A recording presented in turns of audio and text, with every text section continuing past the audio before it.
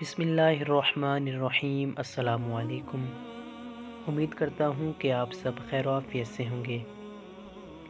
Video شروع کرنے سے پہلے آپ سب سے دلی گزارش ہے کہ براہ کرم جو ہمارے چینل پہ نیو ہیں وہ ہمارے چینل کو سبسکرائب کر دیں اور ساتھ بنے بیل آئیکن کو ضرور پریس کریں تاکہ آپ کو ہماری لیٹسٹ ویڈیوز کی نوٹیفیکیشن ٹائم پر وصول ہو سکے۔ والدین کے احترام سے مراد ماں باپ کے ساتھ محبت اور عزت سے پیش آنا ہے۔ والدین کے ہم پر بے شمار احسانات ہیں۔ ان کا سب سے بڑا احسان یہ ہے کہ وہ تکلیفیں اور مشکلات برداشت کر کے ہماری پرورش کرتے ہیں، ہمیں تعلیم دلواتے ہیں، ہمارے لباس اور خوراک کا بہت خیال رکھتے ہیں۔ والدین کے ان احسانات کا تقاضا یہ ہے کہ ان کی خدمت کی جائے، ان کے ساتھ عزت اور محبت سے پیش آیا جائے۔ اسلام میں والدین کا مقام بہت بلند ہے۔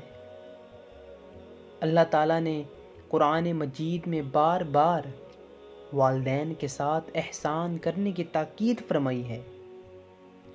اللہ تعالیٰ نے قرآن مجید میں جہاں اپنی عبادت کا حکم دیا ہے وہیں والدین کے ساتھ اچھا سلوک کرنے اور ان کے ساتھ ادب و احترام سے پیش آنے کا حکم بھی دیا ہے۔